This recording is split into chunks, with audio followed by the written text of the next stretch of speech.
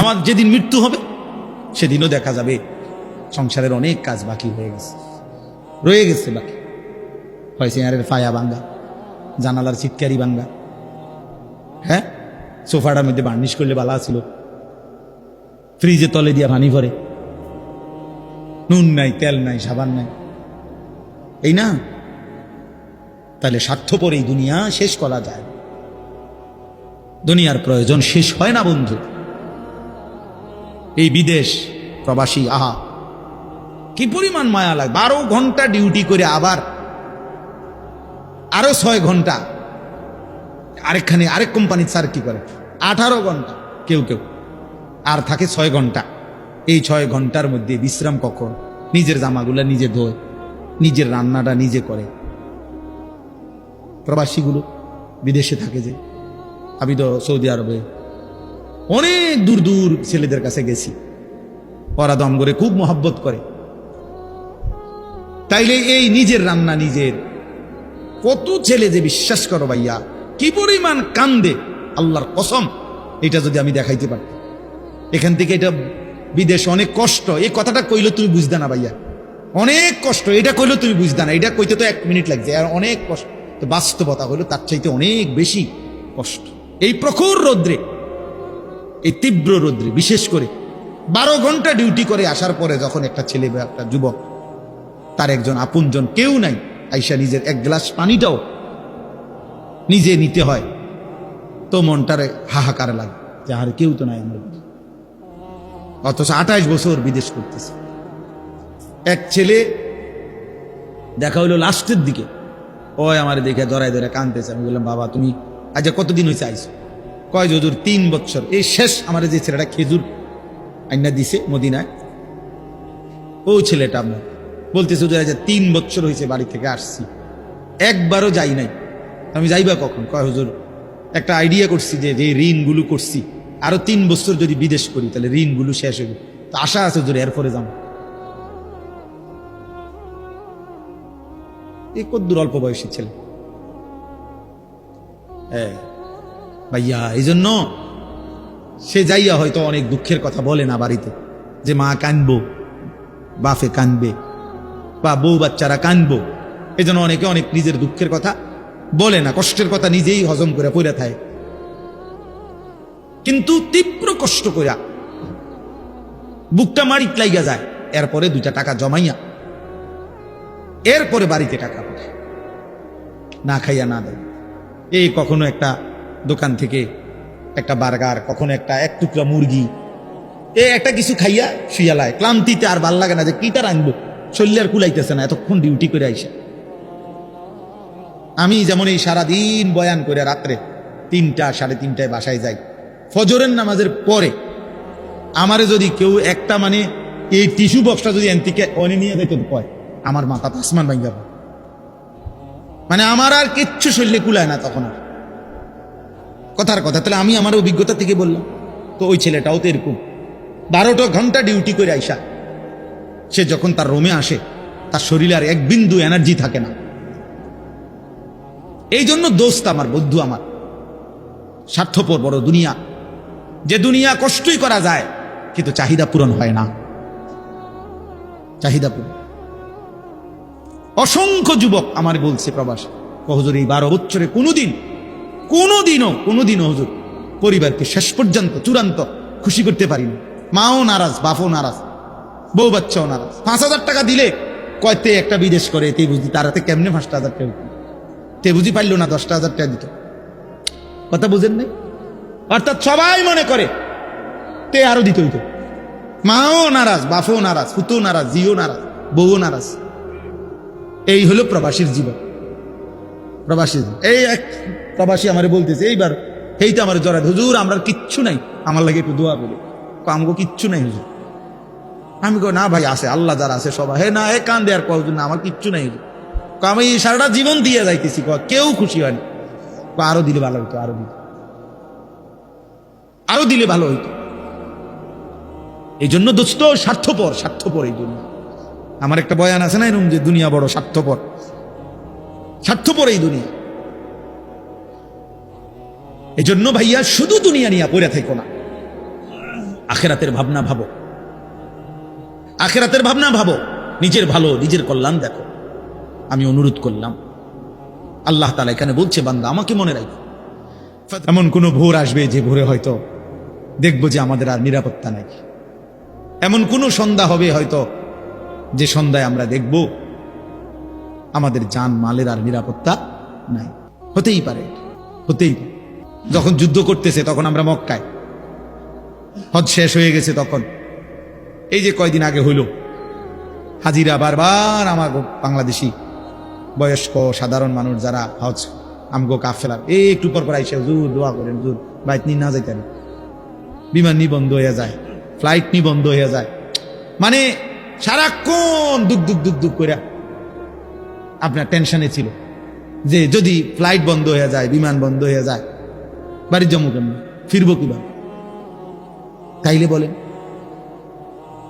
এক মিনিটেই ইচ্ছা করলে পৃথিবীর হিসাব কিতাব পরিকল্পনা কি হয়ে যেতে পারে, বদলে দেন।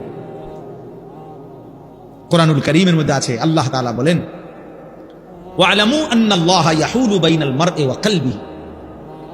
আল্লাহ তাআলা বলেন, শোনো বান্দা, মনে রেখো, নিশ্চয়ই আল্লাহ তাআলা প্রত্যেক মানুষ তার অন্তরের চিন্তা আর আল্লাহর ফয়সালা উল্টে যাইতে পারে, ব্যতিক্রম হইতে। আমি আর তুমি পরিকল্পনা করছি আগামী রবিবার থেকে 5 ওয়াক্ত নামাজ পড়মু, রব্বুল আলামিন সিদ্ধান্ত নিয়ে রাখছে শনিবারে তোমার মৃত্যু, তো ফয়সালা কার্যকর হবে কোনটা? আল্লাহরটা, আল্লাহরটা। অর্থাৎ বুঝাইতে চাইলাম, আল্লাহ এটা বলতে চাইছে, বান্দা তোমার ইচ্ছা, তোমার পরিকল্পনা আর আমি আল্লাহর সিদ্ধান্ত ইয়াহুলু বিপরীত হইতে পারে, আর বিপরীত হইলে কার্যকর হবে কারটা? কথা বলে না, আল্লাহরটা কার্যকর হবে, আল্লাহর ফয়সালা কার্যকর। আল্লাহু গালিবুন আলা আমরিহি, আল্লাহ তাআলা বলেন আল্লাহই তার সিদ্ধান্তে বিজয়ী, আল্লাহর ফয়সালায় আল্লাহই বিজয়ী। ওয়ালাকিন্না আকসারান নাসি লা ইয়ালামুন, কিন্তু অধিকাংশ মানুষ এটা বুঝতে চায় না, বুঝতে চায় না। আমার আপনার প্রত্যেকের ব্যাপারে আল্লাহর ফয়সালাই কার্যকর হয়। আমাদের পরিচিত একজন বন্ধু চিটাগাঙ্গের হাজি এবার হজে গেছে, তো ওনার সাথে আরেকজন বয়স্ক হাজি, ওনার কাফেলায় সিরাজগঞ্জ বাড়ি। তো হজের পরে নিয়ম হলো একটা বিদায়ী তাওয়াফ করতে হয়, অর্থাৎ হজ শেষ হয়েছে, আল্লাহর ঘরের চারদিকে 7 বার চক্কর দিলে একটা তাওয়াফ হয়, একটা বিদায়ী তাওয়াফ করতে হয়, এটা ওয়াজিব হজের মধ্যে। তো এটা বুজুর্গানি দিন ওলামায়ে কেরাম বলেন যে যে সময় যাবে গা হজে থেকে, এলাকাত ফিরে যাইব মক্কার থেকে, তার একদিন আগে বা 2 দিন আগে, লাস্টের দিকে করলে ভালো, শুরু দিয়েও করা যায় হজের পর পর। তো ওই আমাদের এই বন্ধু, ওনার সাথে এই বয়স্ক হাজি মুরব্বী, তো ওনার মুআল্লিম ওনাদের বলছে, আর আপনারা আরো একটা তারিখ বলছে যে আরো 3 দিন পর বা 4 দিন পর আপনারা অমুক দিন আমরা একসাথে বিদায়ী তাওয়াফ করব। এই চাচা মুরব্বী, সিরাজগঞ্জ বাড়ি চাচাটা, উনি যেদিন রাত্রে বলছে ওই দিন পরের দিন সকালবেলা, ফজরের নামাজের পর সকালবেলা উনি একা একা আল্লাহর ঘরে গিয়া নিজে নিজে বিদায়ী তাওয়াফটা করছে, এবং বলে গেছে সাথীদেরকে যে আমি আপনাদের লগে এই পর্যন্ত করতাম না, আমার ভাল লাগতেছে না, আমি আজকেই করে এলাম আমার এটা। এই কথা বলে নিজে নিজে বিদায়ী তাওয়াফ করে এইবার আসছে রুমের দিকে, হোটেলের কাছাকাছি, মানে হোটেল দেখা যায়, এই সময় ঘুরাইয়া পড়ছে রাস্তা, স্ট্রোক করছে, কিছুক্ষণের মধ্যে মারা গেছে। তাহলে তার দিলে খবর হয়ে গেছে যে আগামী 3 দিন পরে সে থাকবে না। তো আল্লাহ দয়া করে তারে তার হজ পূর্ণ করাই দিছে, এ তো মালিকের ইহসান। তাই বললাম আর কি, কল্পনা আর আল্লাহর ফয়সালা কি হয়, ভিন্ন হয়, আর তখন কার্যকর হয় কারটা? আল্লাহ। প্রিয় ছেলেরা, বাবারা, সবাই রে বলি, আমরা স্বার্থপর এই দুনিয়ায় শেষ পর্যন্ত কেউ কারো জন্য মনে রাখেন, এটা আমি সব সময় বলি রে ভাই।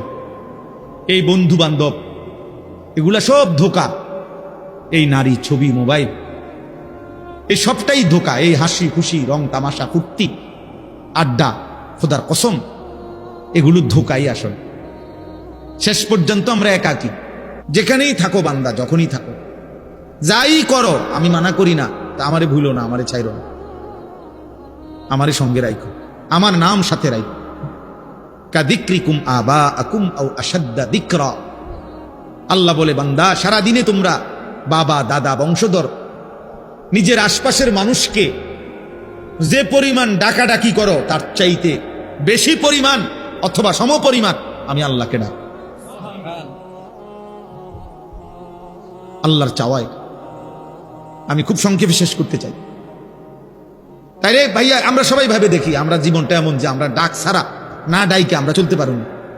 আমাদের জীবন মানে এমন যে আমরা চলার পথে জীবন চালাইতে হইলে সারাক্ষণই আমাদের কাউকে না কাউকে ডাকতে হয়, বাবাকে, মাকে, স্ত্রীকে, ছেলেকে, মেয়েকে, ভাই বোন, পাড়া প্রতিবেশী, চাচা জ্যাডা, মামা ফুফা, চাস্তো ভাই, বন্ধু বান্ধব, সিএনজিওয়ালা, অটোওয়ালা, রিক্সাওয়ালা, হ্যাঁ, কাস্টমার, প্যাসেঞ্জার, দোকানদার, ঠিক আছে না?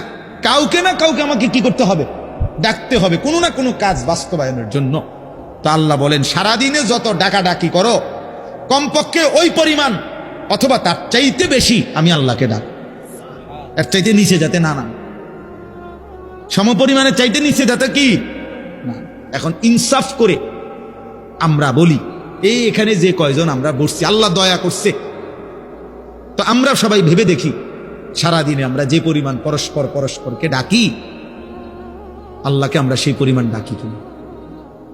তাইলে একটা 20 টাকার মাল বেচবে, এইটার জন্য কাস্টমাররা যতবার সার কইছে, হয়তো এটা বেচা হইলে মালটা সর্বোচ্চ হয়তো 25 পয়সা অথবা 1 টাকা লাভ হবে, এইটার জন্য তে মনে 50 বার কইছে, জি স্যার, জি জি, ইনটেক একদম একদম ইনটেক, জাপানি, হ্যাঁ জাপানি স্যার, একদম জাপানি। জাপান থেকে আমরা এলাকা আমার ডাইরেক্ট আমরা দোকানের সাদি দিয়া জাপান থেকে পড়ছে,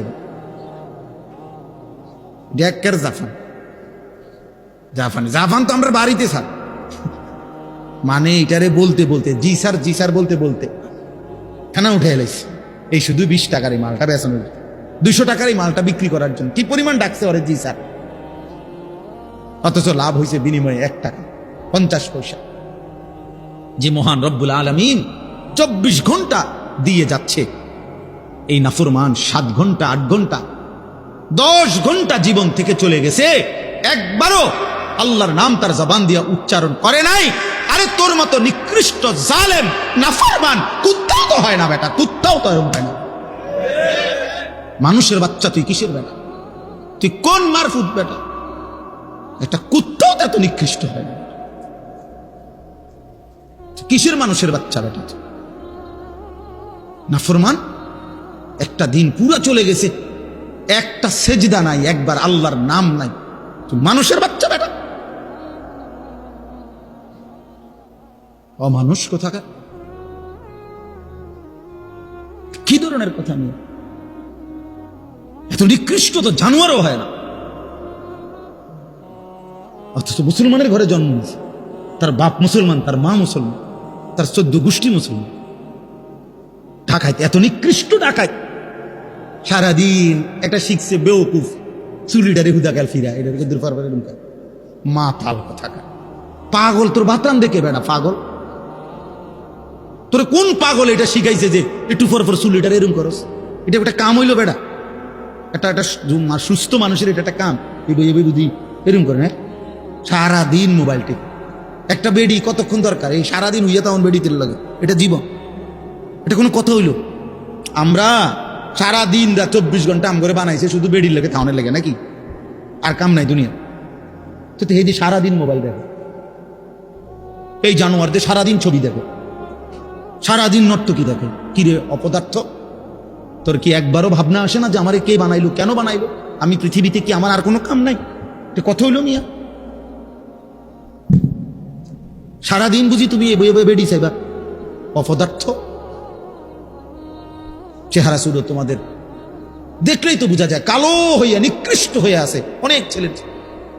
2-4-6 মাসে বেটা নাফরমান, কোনোদিন আল্লাহকে সেজদা দেশ নাই বেটা, চেহারা দেখলেই তো বোঝা যায় বেটা। 6 মাসে কোনোদিন 5 ওয়াক্ত নামাজ কপালে জোটে নাই। ঠিক তোর উপরে বেটা, থু তো তোর কপালের উপরে বেটা, থু তো মারলাম বেটা তোর কপাল, থু তোর কপাল। উপজাতি মানুষ আছে, আমাদের দেশে উপজাতি, এদেরকে দ্বীনি ফিকির দরকার।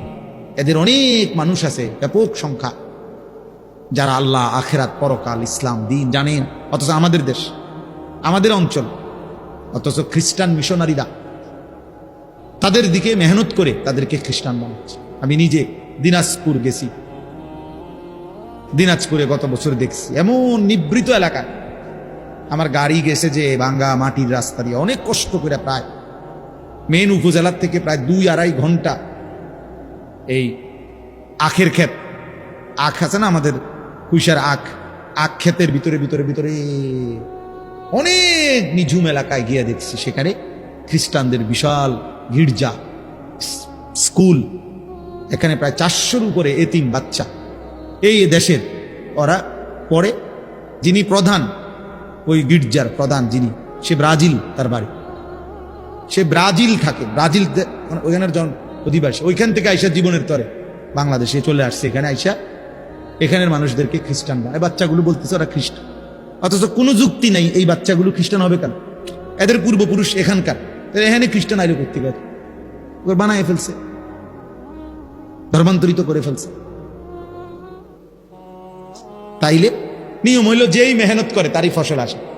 আমি বললে আমার ফসল আসবে, আরেকজনে করলে আরেকজনের কি আসবে? ফসল আসবে। তো মুসলমান মেহনত করলে ইসলামের জন্য আসবে, হিন্দু করলে হিন্দুর জন্য আসবে, খ্রিস্টান করলে খ্রিস্টানের জন্য আসবে।